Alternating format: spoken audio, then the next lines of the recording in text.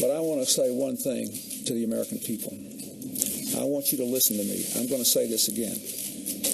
I did not have sexual relations with that woman, Miss Lewinsky.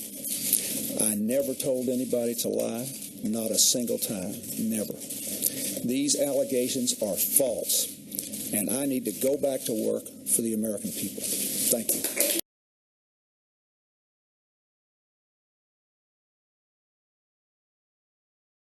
The great story here, for anybody willing to find it and write about it and explain it, is this vast right-wing conspiracy that has been conspiring against my husband since the day he announced for president.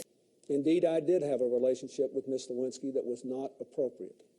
In fact, it was wrong.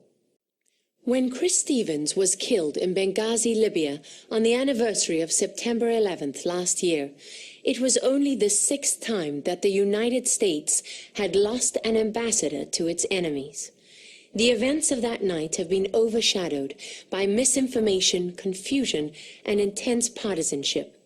But for those who lived through it, there's nothing confusing about what happened, and they share a sense of profound frustration because they say they saw it coming. Tonight, I really don't think anybody in the administration was really focused on that so much as trying to figure out, what we should be doing. And, I wasn't involved in the talking points process. As I understand it, as I've been told, it was a typical interagency process where staff, including from the State Department, all participated to try to come up with whatever was going to be made publicly available. And it was an intelligence product, and it's my understanding that the intelligence community is working with appropriate committees to kind of explain the whole process. The fact is, we had 4 dead Americans. Was it because of a protest, or was it because of guys out for a walk one night who decided they'd go kill some Americans? What difference at this point does it make? Presidential candidate Hillary Clinton, during her tenure as Secretary of State, sent at least 4 personal emails containing classified information. How was this discovered? This all goes back to 2009, when Clinton was sworn in as Secretary of State and began using her personal email account instead of a government-issued one for most of her State Department business. After she left office, U.S. officials requested for the historical record the work-related emails of former secretaries, including Clinton. But it wasn't until after a House committee investigating the 2012 incident in Benghazi, Libya, that killed the U.S. ambassador and 3 other Americans, asked State for Clinton's emails, that State asked her to hand them over. Clinton's legal team went through the emails on her private server and gave the State Department the ones her lawyers determined to not be personal in nature, a total of around 30,000 emails. In March of this year, Clinton's use while secretary of a private server for her State Department email made headlines. I took the unprecedented step of asking that the State Department make all my work-related emails public for everyone to see. But before the State Department could do so, it needed to review each of them individually for sensitive information. The team working on this found hundreds of potentially classified emails within the collection. The Inspector General of the intelligence community asked to review a select amount of these emails, 40 in total. He determined that even though they weren't marked as such, 4 of these should have been considered secret, which is the second highest intelligence classification. The matter's now been referred to other intelligence officials, including the FBI. In her response to the controversy Friday morning, Clinton didn't address directly the issue of whether emails from her private account included classified material. We are all accountable to the American people to get the facts right, and I will do my part. The Clinton campaign says no criminal investigation into her emails has been launched, but Republicans, including House Speaker John Boehner, are calling for the Democratic frontrunner to turn over her server so all her emails can be assessed, not just the ones she unilaterally determined were business-related. Here. Dick, what do you make of the reports by the Associated Press that 2 of Hillary's emails were talking about the United States drone program? It's shocking that she would do this stuff on an unsecured server. And remember that these are 2 emails out of 40 that were reviewed. There are 30,000 more to go. And, you know, what does the Secretary of State talk about? National parks or garbage collection? She's going to speak about stuff that's either classified or borderline classified. And I think that when they go through all 30,000, the evidence is going to be so overwhelming that I believe she will be indicted. Now, Judge Andrew Napolitano had this to say about Hillary's emails. Take a listen. It was marked top secret. If it was not marked top secret when Mrs. Clinton got it, which she claims, then someone removed the markings. If someone removed the markings, that's a felony. If someone removed the markings to help Hillary have plausible deniability, that is a criminal conspiracy. Dick, what do you make of what the judge is saying there? But also, who's the one who's in charge of deciding what's secret and what's not? Hillary Clinton. So if the documents came and they were unclassified, unmarked, it was her duty to mark them and to respect that marking. And obviously, drones and the kind of information you're talking about would be top secret. Hillary was reckless in consigning all this to her personal server because of the very material that the Secretary of State deals with. And I believe the evidence will be so overwhelming that she violated the protocols that I don't think they're going to have any choice but to go after her. Ultimately, what do you see happening in the few seconds we have remaining? I see her being indicted. I see her being forced out of the race. I see Biden running. And I see a lot of pressure ramping up on other Democrats like Kerry and Gore and Duval Patrick in Massachusetts and a bunch of others, Elizabeth Warren, to get into the race. Not as opponents of Hillary, but as understudies. Dick Morris, Newsmax TV Political. I won't get down in the mud with them. I won't play politics with national security or dishonor the memory of those who we lost. I won't pretend that this is anything other than what it is, the same old partisan games we've seen so many times before. By the way, you may have seen that I recently launched a Snapchat account. I love it. I love it. Those messages disappear all by themselves.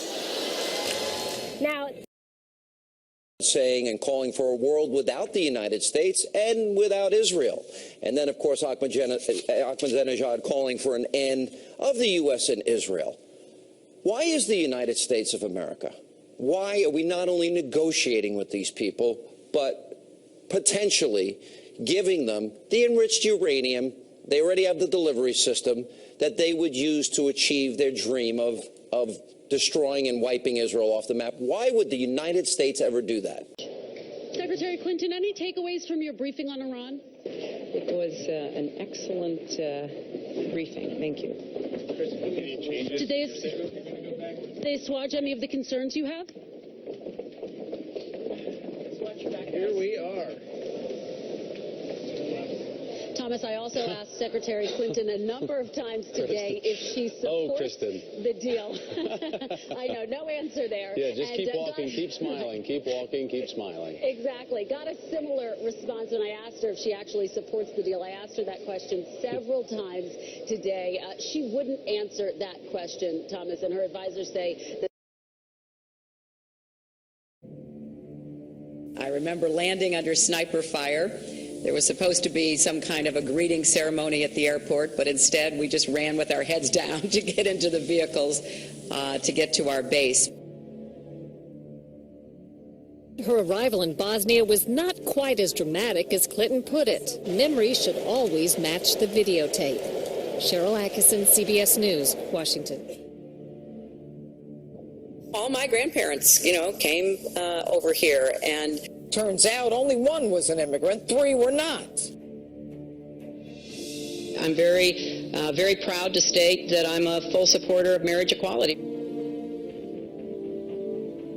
I believe that marriage is not just a bond, but a sacred bond between a man and a woman. I do not support gay marriage. The server contains personal communications from my husband and me. The server will remain private. Only time I got on the internet, I did 2 emails. Otherwise, I didn't want to be one of them. have been a critic of NAFTA from the very beginning. Frequent favorable comments about NAFTA, including this one in 1996.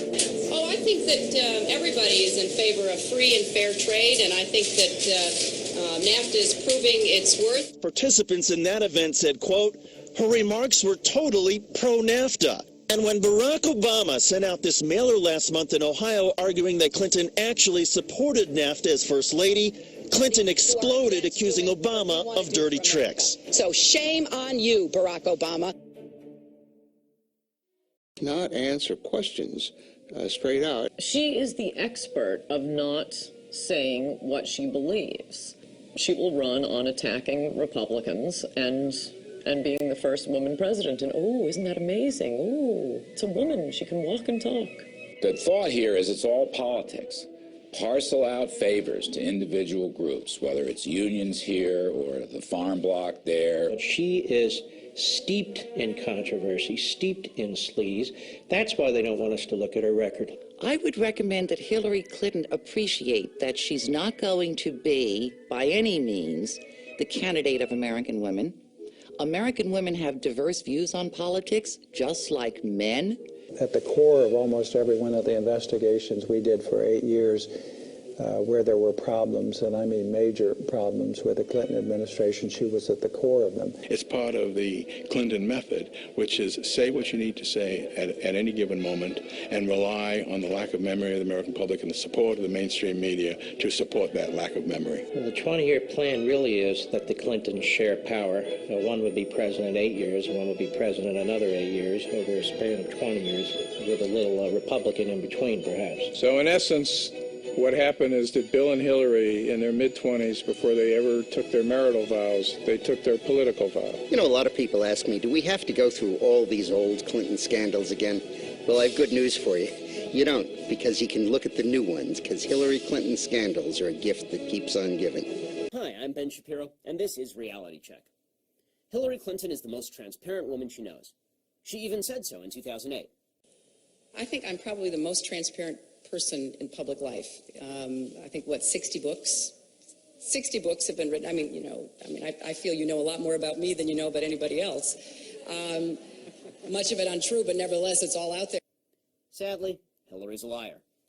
When news emerged this week that Hillary had set up a private email server the day before her nomination as Secretary of State and had used her private email address for her entire tenure as Secretary of State so that there were no government records of those emails, and that her aides also used private email addresses, and that her server had the capacity to fully delete emails, and that hackers could have hacked those emails, well, no one should have been surprised. Of course she did. Let's take a trip in the Wayback Machine. When Hillary Clinton was 27, back in 1974, she worked for the House Judiciary Committee, which was then investigating Richard Nixon. According to her boss, a Democrat named Jerry Zeifman, Hillary met with Teddy Kennedy's chief political strategist, which was a violation of House rules. She then manipulated the system to avoid investigating Nixon, hoping he'd stick around long enough to sink Republican election chances in 1976, which she thought would have let her boy Teddy into the White House. According to the guy who shared office space with Hillary, his name was John Labovitz, Hillary gave, quote, erroneous legal opinions and tried to deny Nixon representation by counsel. Zeifman said Hillary wrote a fraudulent legal brief and confiscated public documents. Zeifman fired her. He wouldn't even give her a letter of rec. Zeifman later wrote a book stating that, quote, Hillary Clinton is ethically unfit to be either a senator or president. Now fast forward 20 years. Hillary's the first lady. There's a big search going on for a memo written by a former presidential aide regarding the firing of members of the White House Travel Office. There's a little thing called Travelgate. Well, this memo goes missing for 2 years. At the same time, documents regarding Hillary Clinton's work at the Rose Law Firm in Arkansas, specifically her work regarding a savings and loan company run by the Clintons' business partner in the Whitewater land venture, and they go missing for 2 years. Then, in January 1996, miraculously, they appear. The Rose Law Firm documents magically show up. A White House aide finds them.